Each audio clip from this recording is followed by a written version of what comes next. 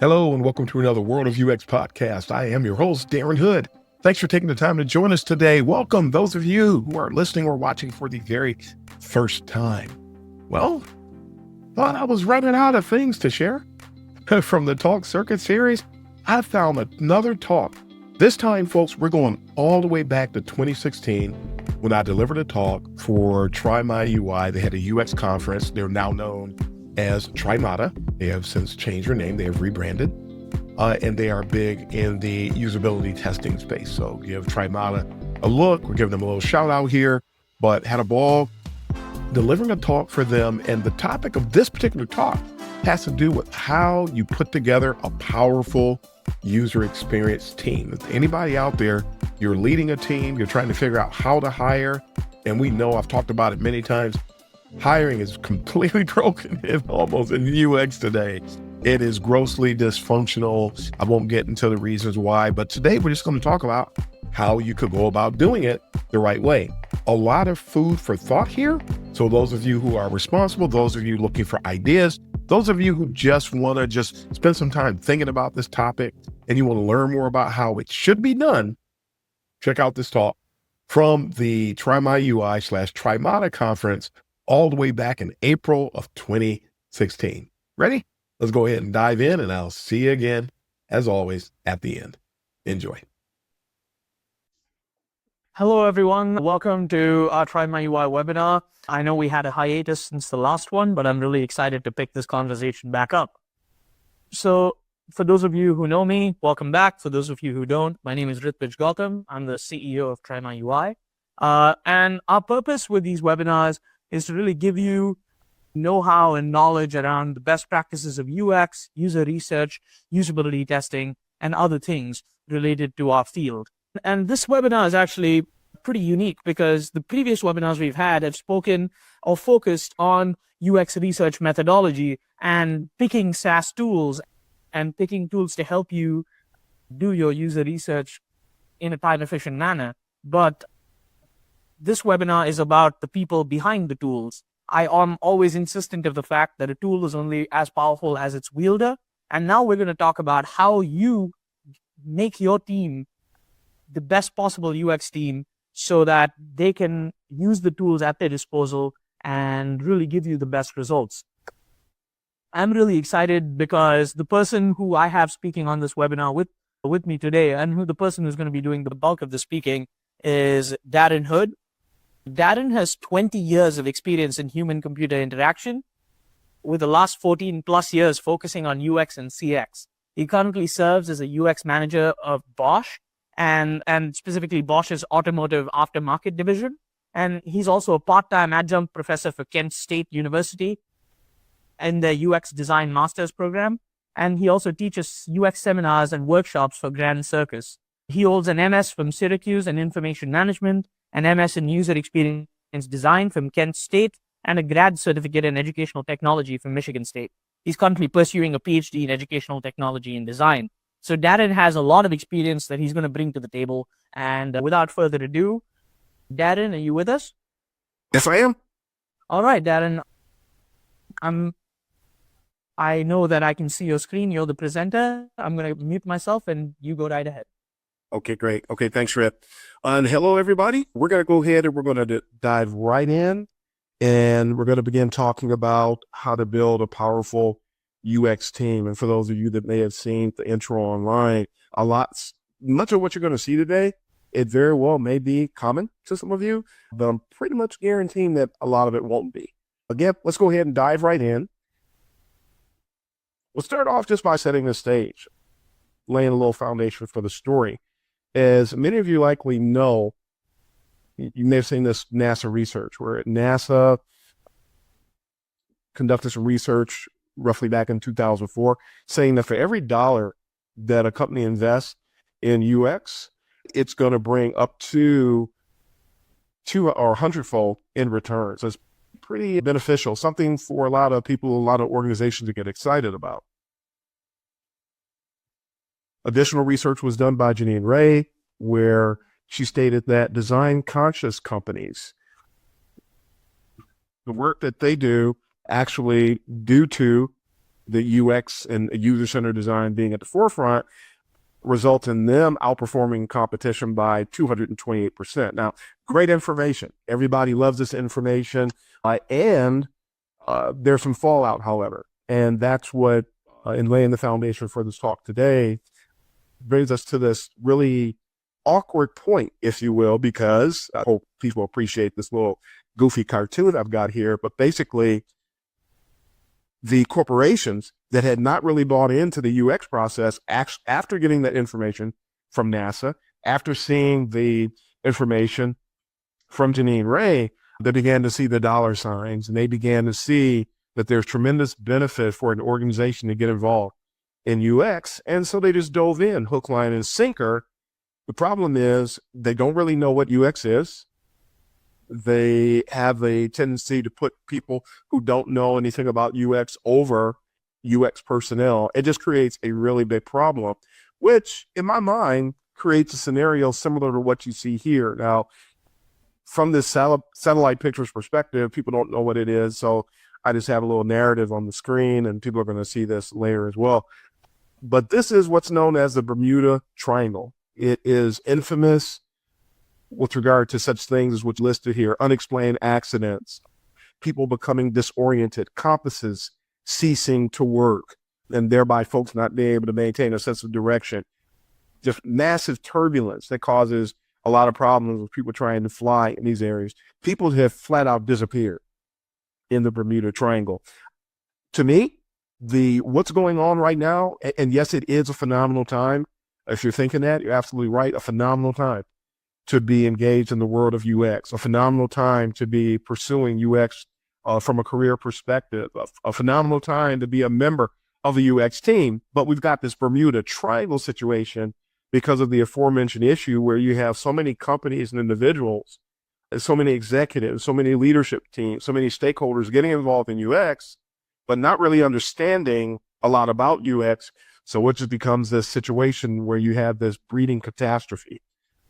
Today, I want to share some information with you that my hope is that is going to help you to maneuver and navigate your way around these problems and avoid the associated pitfalls, if you will. We're going to talk about this from three perspectives. We're going to talk about the changing landscape of skill assessment, or just talk about some things that will help you to identify and give proper thought to looking at what different candidates might bring to the table. We're going to talk about optimal hiring strategies. We're going to look at some sort of off-the-cuff or unorthodox, if you will, ways of looking at approaching the hiring processes. And then the bulk of this presentation will likely be a pretty lengthy list of key do's and don'ts that will help you to put together a powerful UX team. Now, before we get into a lot of the content, I want to present this caveat, and probably goes without saying, but I'm going to say it anyway, is that this is not a one-size-fits-all approach.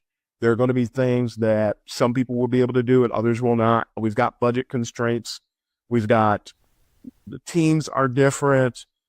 We've got company culture. We've got the elements in the marketplace. There's a lot of different things that will cause a person to gravitate toward one methodology or thought as opposed to another.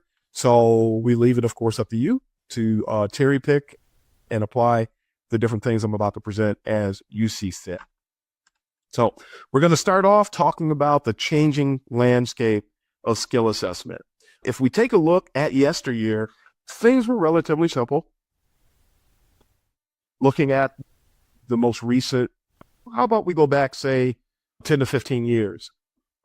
You did not hear UX referred to 15 years ago, not by way of that acronym or by that title. You had people that were interface designers. You had information architects. You had people that specialize in heuristics.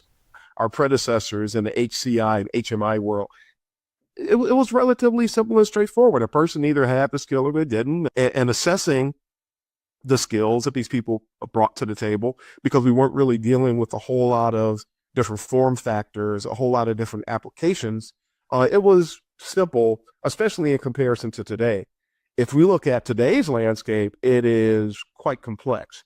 In addition to information architecture and its deliverables and things that are happening from a heuristic perspective and looking at things from a heuristic perspective, HMI has changed dramatically. User interfaces have changed and expanded dramatically. And you have this whole wealth of skills, deliverables, and just modes of operation that we need to assess. So it's not quite as simple as it was before. And a lot of times in the midst of researching, people actually don't know what to do when they see somebody coming to the table, if they're multi-skilled or not knowing how to take a person's skill in one area and apply it to what your team is trying to do.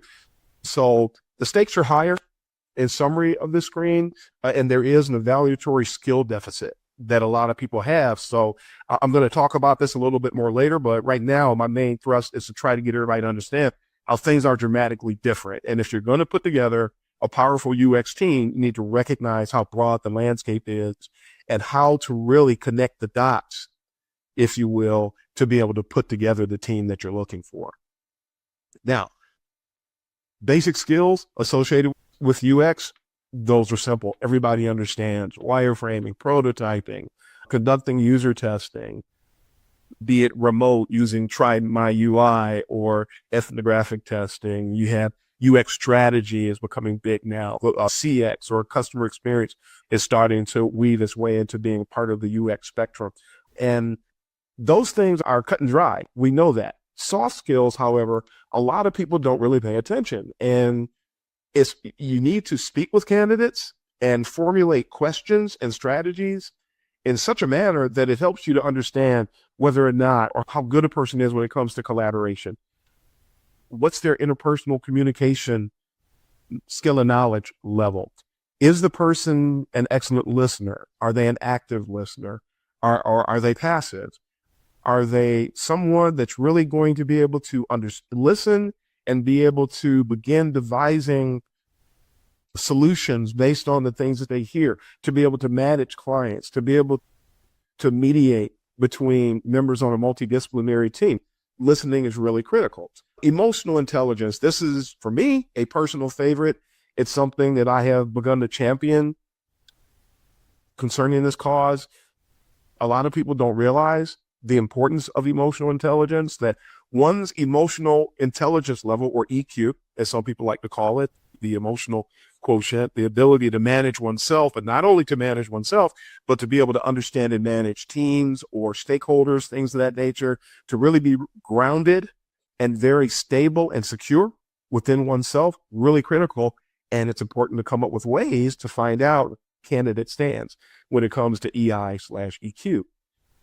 Mentioned briefly mediation skills. This is something that a portfolio by itself simply is not going to tell any of us.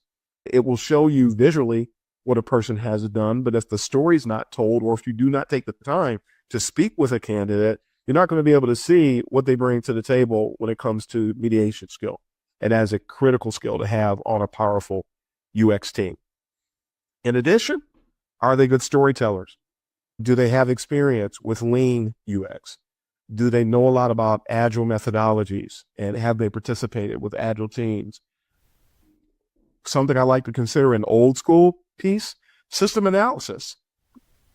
System analysis, we borrow from that world when we talk about use cases and user stories, but a lot of people do not have system analysis skill. To the extent, if you find a person that does have skill with system analysis, that's something you really want to check and see how that will fit into your team structure and how it might vault your team forward. So you want to make sure that you identify that. Emerging technologies. Do you have candidates that are aware of this newly approaching world, if you will, of augmented reality or virtual reality, other emerging technologies? And you want to see what the person brings to the table from that perspective. And then education or evangelism. There are, in this day and time, with a lot of companies, something really big at Bosch, where some of our divisions are not as user-centered as they'd like to be. Recognizing that, we have the challenge of institutionalizing UX. We have the challenge of helping people to transition into taking on the user-centered mindset. if that's a need for your organization, if it's something that will help give your team a higher power level, if you will, you want to evaluate candidates for their skill when it comes to education and their willingness and ability to evangelize about UX. These things are really key. To wrap this segment up, 3 levels. Arnie Lund, someone whose work I greatly admire, and I love his book on user experience management. He speaks of 4 levels of UX practitioners. I like to just blend it into 3. You have your entry-level people, pretty much marked by 0 to 2 years of experience, might be interns. You could have qualified retrofits, people who have a skill at another level, but they're showing an aptitude to really get involved in UX. They have a passion for it, but they don't really have any experience. If you have a qualified retrofit, make sure you check to see what this person brings to the table and whether or not they're coachable. If they're coachable, which is the last item in that column, if they're coachable and they're able to grow, these are people that you can bring into the environment. You do want to make sure you check for EQ, however, because there are people that will express a desire or passion for UX, but they lack the EI and the EQ, which is going to cause some problems for your team. And then, of course, lastly, these people, of course, are going to require supervision. That pretty much goes without saying, but we list it anyway. The early to mid-level, 2 to 7 years of experience. They could be multi-skilled or they could have been specialists. These people might require supervision at times. They're going to be more skilled at multitasking than previous level, and they're capable of mentoring junior UXers, entry-level people. The senior people, these are your leaders, 7+ years of experience. They might be multi-skilled or they may have been specialists as well. These people are going to be excellent multitaskers. They can provide, to that last point on the previous slide, educational and evangelistic support, and they're capable of mentoring people, associates at all levels. So 3 levels. If you can group people here, this can also help with your decision-making process, especially in this age where we have an epidemic, a poser epidemic in the UX world, who really don't fit they would fit into the first category, but then again, they may not. We'll speak on that a little bit later. I don't want to get ahead of myself. From here, let's talk about 3 strategies. And as I mentioned earlier, these are not going to be something you're going to pick up a book and see. You might see some derivatives of some of the things I'm going to mention, but I want to present these. You can apply them, of course, as you see fit. You might see fit to modify. That's fine too, but food for thought nonetheless. I mentioned Arnie Lund, the author of User Experience Management, and he states in his book that UX practitioners are basically problem solvers. Every user experience practitioner is a problem solver. That's what we do. We solve problems. And he groups or divides these problem solvers into 4 skill types, if you will, or 4 silos. We'll just use the word silo. They're either going to be innovators, marked by people that love coming up with new ideas. They're going to be conceptualizers, people that are really great at analyzing and synthesizing data. They're implementers, people that ensure that things get done, and they're great when it comes to putting together plans to foster success with the teams and with clients. And then lastly, optimizers, people who are just addicted to driving efficiency. Now, how would the problem solver grid work? You would come up with questions so that you can gauge a person's interest or skill level prowess with regard to each one of these areas. Coupled with that, you want to know where your team stands. Did your team just lose another UX professional, or is your team expanding? In either case, you want to know what your team looks like before, and you want to know what your team looks like after. What does your team need? Do you need more innovation? Ask a candidate where they've come up with ideas in the past, have them tell you the whole story. You need someone that's more of a conceptualizer. Ask a person to give you examples of things that they've done associated with data. It could be web analytics, or it could be voice of the customer. Any of these things, then you can see how strong a person is when it comes to being a conceptualizer. Are they implementers? Are these people that have been really big at helping to get things done and putting together plans to help to really foster a great deal of success in their prior organizations and projects and for their clients. So then you can gauge that. And then optimizers, ask people what they've done to make the teams or projects they've worked on more efficient. So these are, again, you identify what your team needs, identify what the people bring to the table, and then you move accordingly. With strategy number 2, and I'll just refer to this as completing a team puzzle, if you will. In order for your team to truly be powerful, that team's going to need to be diverse. And one reason is because diversity is the key to innovation. If everybody on your team is like you're not going to get very far. But if you can make sure that you're mixing and matching skills in a way that broadens your team ability to innovate and team a greater potential to be able to advocate for users and represent what the company is about, what it's trying to accomplish, then this will help you to, as you assess what your candidates bring to the table, it'll help you to complete that puzzle. In the example that I'm showing here, if you have a team, for example, that say you just lost a researcher and that person was really good, they were an expert when it came to using something like TryMyUI, they were great with remote user testing, and you lost them. But the team has also discovered after this person has left, we really need to beef up our chops where it comes to ethnography. We want to start going to users' environments, taking a look at how they're using the products, take a look at their pain points, get firsthand observational knowledge of what's going on. And we don't have that right now. So when you look at, say, 6 candidates here, 6 finalists, and one person excels, they have the remote skill and knowledge that the person that left has, but they also are really strong. They have a really strong background when it comes to ethnography. Then that person, of course, is going to become your lead candidate in this case. It doesn't mean that other people on this list can't meet those needs, but by looking at that, it does help you to understand and even rank the different candidates that are coming across your desk. In a second example, same scenario, but different skills. Let's say you're in the hardware arena and there's a lot more UX people these days that are being hired where they're trying to design for hardware-based solutions. If you're designing for hardware, ergonomics is key. So in this example, we've got 2 people who have 3 actually, who have a background experience working with ergonomics, but ethnography is key. And so that would make the 4th person from the left on this list, someone who's a more prime candidate. But you do have 2 other people. It could be that those people the other 2 might actually be your best candidate, but this will actually help you to narrow down your list of primary candidates and then proceed from there. The third strategy is what I call gauging the team spectrum. And this one is more labor intensive than the other 2. But even if I can just get everybody to think about it, it's still worth it.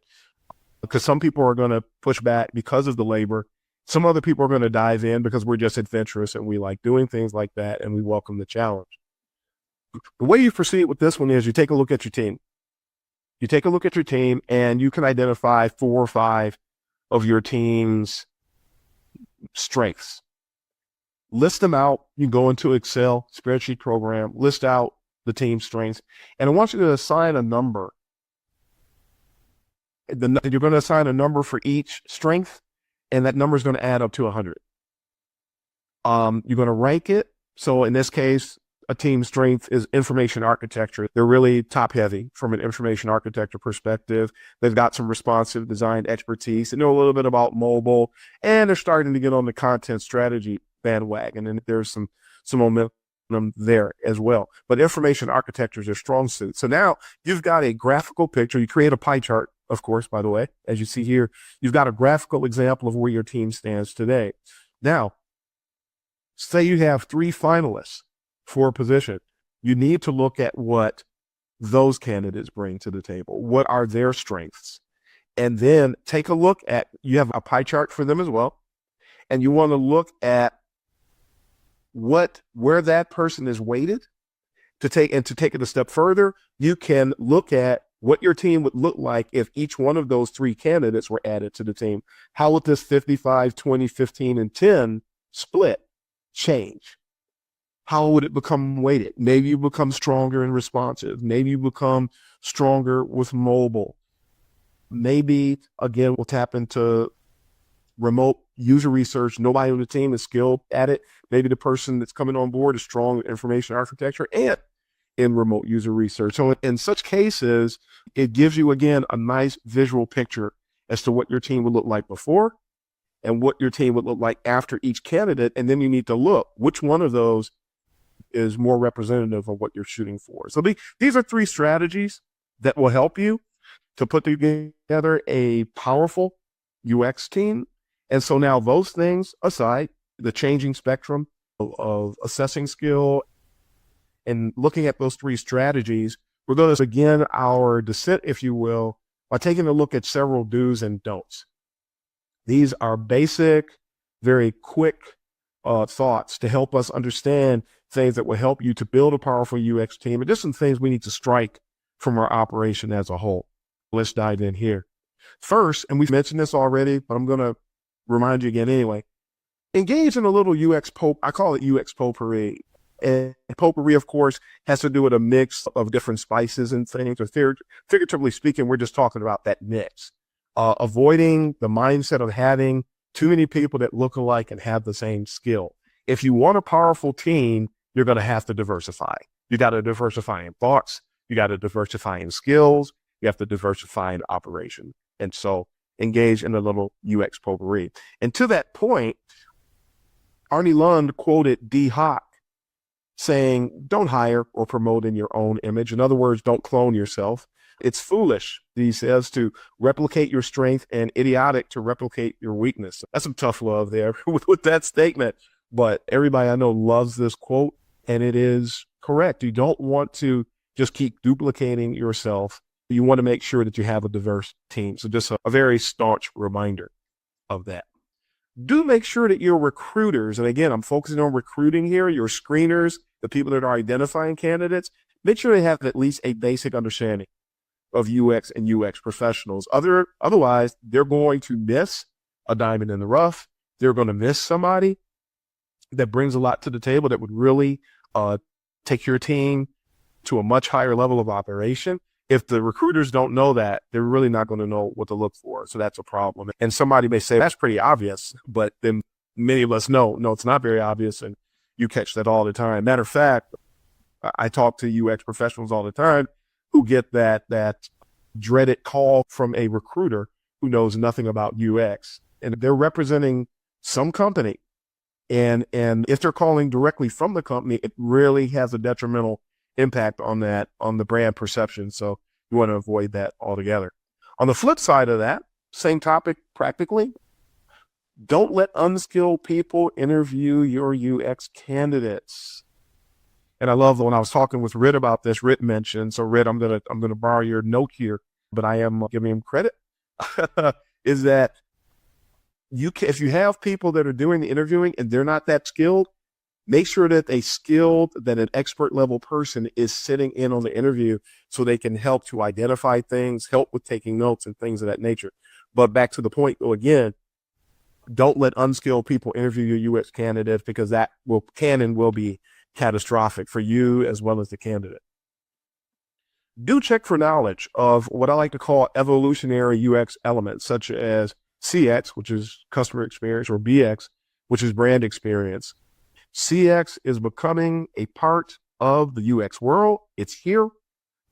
Depending upon where a person works and what's going on and what the products are, people are starting to learn, and reports are starting to circulate, just like the one from NASA that I shared earlier, and the one about design-led companies outperforming competition by 200+%.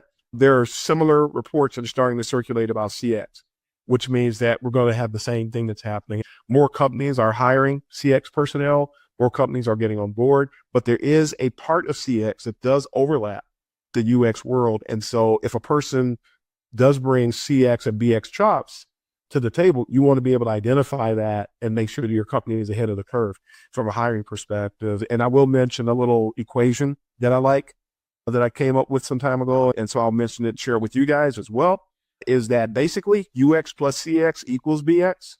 So if you have a strong user experience and you have a strong customer experience, which for those that don't know is essentially not just being aware of an interface or a basic interaction, but the entire life cycle and all the touch points associated with your products, services, and brand. If you have a proper UX, an optimal UX, and a proper CX, that equals whatever that brand experience is, whatever that brand perception is, whether it's good or bad, it's going to always render a BX. And so you want to make sure you manage it by taking care of UX and CX. If you hire a person that has the CX knowledge and skill, then that's better off for your team. Don't give psychological tests. I know a lot of people like to. Some people have no idea that this is happening. It is especially dangerous if you're interviewing, not hiring, but interviewing more senior level UX practitioners who have knowledge of and are practicing, and some of them have degrees in psychology and cognitive psychology in particular.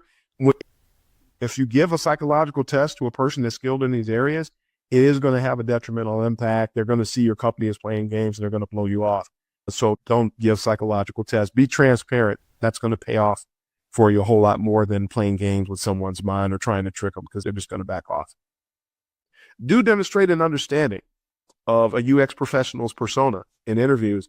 In other words, when you're dealing with UX professionals, there's the skills, there's the experience doing wireframes and prototypes and testing, and then there's the mindset that's associated with the average person that excels in the UX arena. You need to have an understanding of what those personas of those individuals are and demonstrate it in the interview. If someone in the interview is whimsical, that's not going to fly, because the standard UX professional is very detail oriented. And essentially, we're paid to be anal. And so when someone's whimsical or someone is very passive, those types of things don't gel well. So be aware of that. Knowledge of the discipline itself and its deliverables simply is not enough. You need to understand how UX professionals think, and that will help your organization to land those key personnel. Don't discount a UXer's value. In other words, thinking that the work doesn't take any effort. I encountered this a lot over the course of my years. Someone thinks that there's nothing, it doesn't take anything to do what we do. That could not be any further from the truth. Can be very painstaking. It does take a lot of work. UX professionals are extremely methodical. And if you or someone that's representing your company presents something in a manner that says the opposite, that's not going to go over very well. They're going to recognize that, and they will either, in some cases, withdraw from consideration, or if that person is already on your team, because you also have to focus on retention of good talent, the good talent that you have, they'll leave the company if they feel that they're not being appreciated. That's how that plays out after a person sits and has a conversation with themselves. Make sure you do a resilience check, or in other words, check candidates to make sure that they're really good at, committed to, and have a track record on rebounding from failure or disappointment. That never say die attitude is critical. It's a quintessential factor and trait that you want for your team. So check for it. Make sure that you don't miss that. Don't play fraternal games. This one's not going to go over very, very well. It's not going to be popular, but UX professionals are not politically correct anyway. So I will say here, there's a lot of things I've witnessed, especially over the last 5 years, that hiring people that come from your school only won't fly. Hiring friends of friends or relatives of friends won't fly. The nepotismic operation, or girls got to stick together. Yes, we have seen that. And I know a lot of phenomenal female UXers. I'm sure there are lots of them on the line now, but you cannot just hire somebody because they're female. You can't just hire a guy because you don't like working with girls. No fraternal games. They got to be equal opportunity. And look at, if you want a powerful team, look at what the person brings to the table, operate objectively, and move that way. Make sure you exalt balance over smarts. A lot of times you have people that are extremely bright, but they don't get along with anybody. Or they're extremely bright, but they're not good at mediating when it comes to different members on the team. They don't have good persuasion skills. So you want to exalt balance. Look at what this person brings to the table. Yes, you want smart people. Everybody does. But that's not the only thing that we need to take a look at. So make sure that you're achieving balance and that potpourri effect with your team. Don't just be hypnotized by how smart somebody is. It takes a little bit more than that. Don't hinder growth. A lot of companies are talking to more people who their companies won't let them go to conferences, won't let them attend webinars like this one. I've seen people who they request to go to a conference and their boss tries to get them to make a huge case for being able to justify going to the conference. And the boss actually had no desire to get that information. They were trying to discourage the person from making the request. Make sure that when you're trying to recruit for a powerful UX team, make sure that if your company is in that mindset, if you're of that mindset, I should say, make sure you represent it properly. Let them know that you're interested in them, embracing continued education, participating, going to conferences, attending webinars. You're going to have some budget constraints, that everybody knows that, but you still need to convey the fact that you're all about growth and continued education. If not, you're basically throwing up a dam that says, no, you can't go anywhere or do anything. You're going to lose the more powerful UX professionals. So it's not a good idea. Consider interns.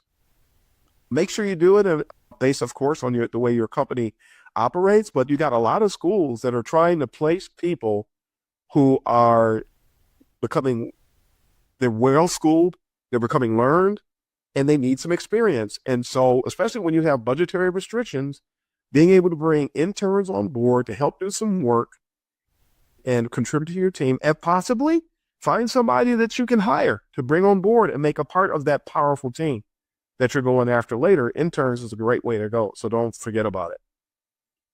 Don't assume that a lower salary, speaking of lower salaries, that a lower salary is equivalent to savings. That's not necessarily the case. The old adage of you get what you pay for is always indeed true, and if you pay somebody less, now it is going to be reflected in your final products. What's the bottom line is so if you want a powerful UX team, don't just try to cut salaries. That simply isn't it. Matter of fact, a lot of times, the more you pay, the more you're going to get. So keep that in mind too, and begin to argue your case from that perspective. If you want to know what going salaries are, salary surveys are available. You can find out what the going rate is for someone at a different level in your part of the country or your part of the world. Make sure you tap into that and hire accordingly. Don't do what a lot of these companies are doing, where they're trying to shave $10,000 and $20,000 off. Remember, for every dollar you invest, you get X amount of return. So the less you invest, the less you get back. And I've got more on that as we go forward. Do identify candidates that possess infectious energy, people who have passion. You cannot place a dollar value on passion. And so you want to have knowledgeable team members that are willing to share. They'll build confidence in stakeholders. They'll broaden the team's impact. They will help if you have institutionalization of UX responsibilities. They'll help with that. So check and see how energetic somebody is, and then validate that energy, because some people appear to be energetic and they're not. Don't insist on being the smartest person on the team. There are a lot of egotistical managers and people that are doing recruiting, quite frankly, for UX. And one of my favorite books, Multipliers, the author Liz Wiseman says that as the leader, focusing on your own intelligence and your own resolve to be the smartest person in the room, it actually has a diminishing effect on everybody else. And you actually hurt the team. You make the team more powerless. You make the team weaker. So don't insist on being king of the hill. Don't insist on being alpha. You're the manager. You're the recruiter. You're the CXO, whatever it is. Okay, everybody knows who you are. But be willing to bring those smart people in. And don't be insecure, and don't demonstrate that because you're going to run those assets you're looking for. You're going to run them on. Do seek true team players. Yet another one of my favorite books, The 5 Dysfunctions of a Team. In that book, the author says it's not finance, it's not strategy, and it's not technology, but it's teamwork that actually gives your company the ultimate competitive advantage. He talks about how it's powerful and how it's rare. So finding team players is a thing that you want to do, and you can formulate questions and such to accomplish that. So that should be a major goal. When it comes to assessing your team, don't fudge the facts. Don't pretend that you don't see something. if there's a weakness or a problem. You want to make sure you assess the team properly. And Patrick Lencioni in his book actually did say he has a survey actually that you can give to your team members to help with the assessing the team and actually identify how dysfunctional your team might be currently. And then you can actually, in hiring people, you can bring people in that help to overcome any level of dysfunction that your team might have or trying to offset. Please be a multiplier. Tapping into Liz Wyman again. You want to be somebody that makes everybody around you better. Make everybody around you better. You're going to have a powerful team. If you make everybody around you better, you're going to be more acceptable within the organization. As a lot of us are fighting uphill battles when it comes to representing UX. So be a multiplier, and that's going to pay off for you. And don't take the cheap route by trying to combine multiple roles into one. There are people that are trying to hire UX developers. There is no such thing. They're trying to hire different positions, such as a project managers. That's one of the latest things. They're trying to take project managers and give them UX responsibilities in an attempt to save money. You must bring true UX professionals on board. And by the way, the last note I have here, UX professionals by trade, we're not responsible for providing assets for the presentation layer. We're not graphic designers. You might find some that are. That's only because that's in our background. But from a trade perspective, UX people are responsible for the user experience. We're not responsible for designing your high fidelity mock-ups or anything like that. We don't do code. We're not going to take care of your CSS or your C++. That's not what UX professionals do. So if you want a powerful team, don't go the cheap route. So we're going to begin to wrap up here. And that's just some closing notes to share. Some for people that are doing hiring. I got some bonus notes for people that are looking for positions as well. But if you're hiring all specialists, according to Arnie Lund, make sure that you start looking for tweeners. So if you've got all researchers, you want people that actually have multiple skill sets. And there are several out here, and the numbers are increasing where they're researchers and they're interface designers. They're strategists, and they also know how to conduct research. They're information architects, but they're also visual designers. So make sure you look for tweeners and use that to make your team more powerful. Here's one that should help a lot of folks, I would think. Don't just reject somebody because you consider them to be weak. Weak isn't a disease like we make it out to be. That very person that you think is weak may very well be a diamond in the rough, especially if the person is coachable. So if the person is weak, but they're coachable, don't write them off. You want to look at still bringing them on board, of course, depending upon what that weakness is, but don't write them off.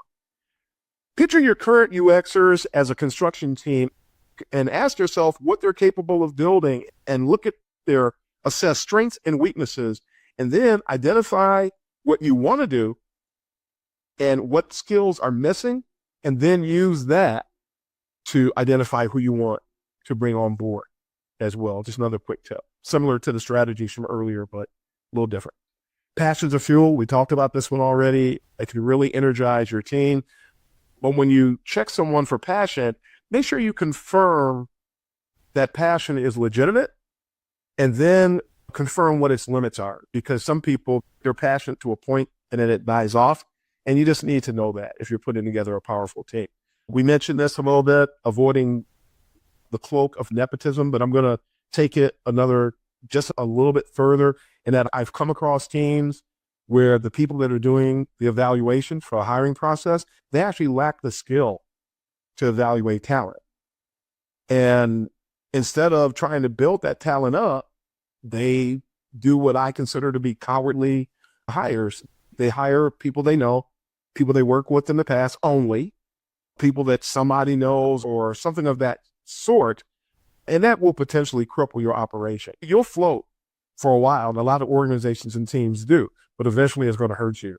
It's going to cause other people on the team to leave. It's going to tap into the level of productivity that your team has, so you want to avoid that. And remember, and this is what I mentioned, I said I was going to talk about again later, for every dollar you invest in UX, it can bring a return of up to $200, actually, in some cases, people mention, but only if the people you bring on board are skilled. If not, then that whole formula is gone. The ability to create wireframes and prototypes, conduct remote or ethnographical research, or construct the best information architecture will never supersede one's ability to do such things as manage clients, advocate for users, or mediate between, and I'm going to read this exactly as I got it here, politically driven and egotistical clients.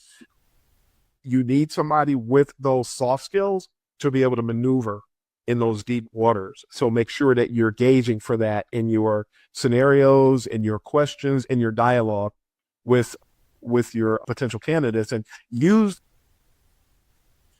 the portfolio as a springboard. Have them talk about what they showed you, but get into the weeds of what happened, the story behind it, and then you can get this information.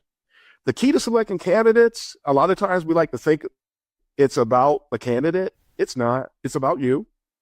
So as long as you expand your skill and ability to evaluate, you're going to put yourself in a better position to be able to gauge who will be the best fit for your organization and for your team. And then lastly, with the closing notes for those doing the recruiting, when deciding between candidates, make sure you ask yourself which candidate will benefit your users the most. Forget about your team for a bit and just think about the users. Who's going to be their champion? Who's going to best represent and advocate for them? So keep that in mind. For those of you looking for jobs, just three things. Number one, remember, I said this earlier, there's no such thing as a UX developer. So if you come across a position where it looks like an opportunity, oh, you're excited, but it's a UX developer and it says something like must have strong knowledge of HTML, CSS, JavaScript, jQuery, Objective-C, iOS, and C++. And this is an actual quote from a Fortune 50 job posting. No, there is no such thing as a UX developer. You just need a developer. Now, can you have a developer that's user-centered in their thinking? Yes, but no level of user thinking will ever change JavaScript. C+ is not going to expand or contract because your developers are more or less empathetic. So those two worlds are completely separate. Number two, many companies and managers still believe that UX is UI, and that simply is not true. So instead of seeing UI as a subset of UX, instead of seeing it as a subset, they still see and think that every professional is capable of providing the presentation layer support that they're looking for. So this isn't true. And if you respond to a position like that or take an offer, you're going to end up in the Bermuda Triangle that we talked about earlier. So you don't want to do that. On another Bermuda Triangle note, don't make a mistake. I did this before in my past. You can be starstruck by what a company brings to the table because of who they are. They're that Fortune 50 company. So you think they can't do anything wrong. I'm going to go there. This is going to be great. And then you get there and you find out that it is like the worst cesspool you have ever seen in your life. So make sure that you check the company and look at their org chart. Look to see who the leadership is in that organization. Gauge their knowledge of UX and the UX personas and make your judgments accordingly. But don't just buy in because it's a big, well-known name, because they do dumb things too, quite frankly. So don't buy in. Okay. That's going to be pretty much it. There's some resources here I'd like to recommend for you. The User Experience Management, Essential Skills for Leading Executive UX Teams by Arnie Lund. Phenomenal book. Multipliers. I love that book. Read it often. Good airplane reading when you're passing the time on the plane there. Just anytime. Harvard Business Review's 10 must-reads on emotional intelligence are phenomenal. Leah Bewley wrote a book called The User Experience Team of One. It's phenomenal. And you can take the things she mentions for a team of one and actually apply it to your team and assess it. So that's good stuff. Richard Canfield wrote a book called Design Leadership. It's an O'Reilly book, how top design leaders build and grow successful organizations. Phenomenal information there. A lot of overlap between that and Arnie Lund's book, but hey, great minds think alike. And then The 5 Dysfunctions of a Team by Patrick Lencioni. He has a whole series of books associated with this whole how to operate in the business environment. He also wrote Death by Meeting. That also always gives me a chuckle. But great book, great insights. And so these are the resources that I'm recommending for you, but that is it. And so now we hand the mic back over to Rit, and I'm ready to take any questions that anyone may have. I hear typing. There you are. I got you. Okay. Oh, sorry. Yeah, I know what I was saying was a great presentation, more enjoyable the second time around. So I loved it. So we have a couple of questions for you, and we are on a time crunch. So we're going to try and address as many questions as possible. So the first one comes from Rebecca, and she asks, can you talk a little bit more about the UX professional's persona and what to look for? So you mentioned whimsical versus methodical, but could you give me some more specifics around that? Like, what do you look for that you would use to categorize someone as whimsical or methodical, or just get an idea of their persona? Okay. Whimsical is the big one for me. And in my career, that's the biggest one. When you're dealing with people who don't understand, they know there's a UX person on the team, but they have no knowledge of the personas. So when I say that, and speaking to Whimsy specifically, we're a group of people that we prove things and then we say it. We research things and we share our findings. And everybody I know, we tend to summarize. So you look at 50 websites, you had a stakeholder that said, hey, Google does it like this. And you looked at Google and 49 other things, and then you came up with a recommendation. So there's zero whimsy in the world of UX when you're dealing with the more skilled UXers. But a lot of people don't understand that. And so we'll say something and they'll call it opinion. They don't see it as expert opinion. So they miss out on they think we're whimsical. We're not. They think we're biased. We're not. If you're biased, you're not that skilled. Entry level people might show some bias, but senior level people won't. You learn to detach yourself from bias. So these are just really quickly in the interest of time. Bias or absence of bias is something that's part of that persona. Being methodical and very proof oriented is part of our persona. Patience is a part of our persona. Negotiable, a people that's very iterative in the way that we think. If people miss that, they're going to have a hard time really interacting with UX professionals successfully. And and you don't recognize that in the interview process, you're going to have a hard time with the interviews as well. And you want to look for that being demonstrated in the way the person talks, the work they represent. And then the more you can identify those things, the better off you'll be. That's great. And so another question, this one comes from Lexi, is what are some interview questions or answers I should look for which show coachability from a potential UX individual? Or essentially, and this has been echoed in different questions as well in different forms, but I guess the heart of the matter is what questions or answers or what kind of test or would you throw at someone to assess their coachability as a potential UX individual? One of the lead-ins the first lead-in that comes to mind is, tell me about an area that you want to develop in. Something that's not necessarily a strong suit with you right now, but you'd like to get better in that area. And of course, this question is going to be not so much for your senior people as much as for your entry-level and mid-level folks and early career folks. Tell me about something that you're looking to grow, an area you're looking to grow in, or an area you have been growing in, and how you achieve that growth. What did the person do? And so you're looking for these scenarios, things that they've actually experienced, things they want to get better at, things that they have gotten better at, how they got better, what their plan is to get better, and times that they received constructive criticism and how they responded and got better. Those are the types of things that will help you to identify coachability. And let me kind of tack on there. I was actually reading this interesting article about a company in Germany that hires exclusively strong B- students for their entry-level positions. It's like a pretty interesting thing, right? But the reason is they found that people who have that strong B- in their report card, right? They're the kind of people who have this innate feeling that they felt like they slacked off through college, so they need to try harder and work harder, and they're trying to expand their skill base to really give them the competitive edge as they're entering the workplace. So while an A student might be brilliant, a strong B- student, this article argues, is someone who's going to try 3 times as hard to learn, to grow, to adapt. And just their adaptability and willingness to learn, for me, are hallmarks of their growth and coachability. or their potential for growth and coachability.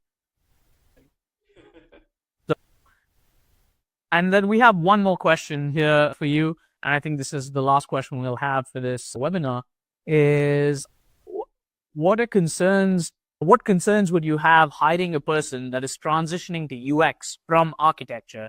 And then if they're like a self-taught web designer or graphic designer, but their background is in architecture and they're looking to transition, what are some concerns there and what would be some limiting factors for you? For me, I wouldn't have any concerns at all. I think that there's a great parallel between the world of architecture and the UX world. The first one that comes to mind most specifically is information architecture, because they built the architecture to help to structure buildings. We built the architecture that structures people's access to information and to facilitate information foraging. So there's a lot of parallels there. So if this person truly, you want to gauge a person for passion, you want to check and see how coachable they are. You want to see a demonstration that they have been committed to learning, not only learning initially, but continued learning. You want to see if they're in this for the long haul. And then you want to just start working with them. If this is, you're hiring this person, is this person coming from the outside? Are they coming from the inside? There's a lot of other factors that you can consider, but hesitation? No, absolutely not. And I think that fits into what I mentioned, how you have qualified retrofits. This is a person that can transition into the UX world, and you can even bring them in at information architecture and begin to show them where those parallels are to help accelerate their assimilation, if you will, into this arena. That's a great answer, I think. And also I think that touches upon our previous one about the coachability and stuff, and the coachability of someone with an architecture background is probably pretty high who's looking for that transition. So that it might be an edge. All right. I think that's all the time we have for today. And thank you guys so much for joining us on this webinar. Thank you again, Darren, for a phenomenal presentation. For those of you still in the room, the slide deck will be made available to you, as well as a recording of the webinar. Keep your eye out for that. And also, we're going to be raffling out 2 of our This Sucks t-shirts and a copy of our This Sucks book. If you're a winner, you'll get an email about it. And we look forward to having you wear it and tweak about it. We look forward to hearing back from you soon, and have a nice day. All right. We hope you enjoyed that talk from the TryMyUI/Trymata conference back in April of 2016. We hope you got some good food for thought that will help you in your hiring efforts, in your efforts of evaluating candidates to fill UX roles on your team. As usual, as we do often, going back to the KaizenTees.com website, today we're going to highlight one particular product out there, the CX plus UX equals BX coffee mug. Call it the experience equation. You want to really optimize your brand experience? It really takes a combination of a sound CX practice plus a sound UX practice. If one lacks, then it detrimentally impacts the whole brand experience, which is what we're all about at the end of the day. So hope you a little talk inside the talk there. But that's all the time we have for today, folks. We're going to go ahead and sign off here. Don't forget to go out to KaizenTees.com, and all of the proceeds from the sales go to helping us. Yes, it does cost us to put this on, so you're helping us when we do this. Thank you for your support. Thanks for this massive rash of people that have subscribed to the podcast recently. We hope you're getting something out of this today. Until next time, we sign off here. This is Darren Hood, the host of The World of UX. As always, wishing everybody all the best. And until next time, happy UXing, everybody.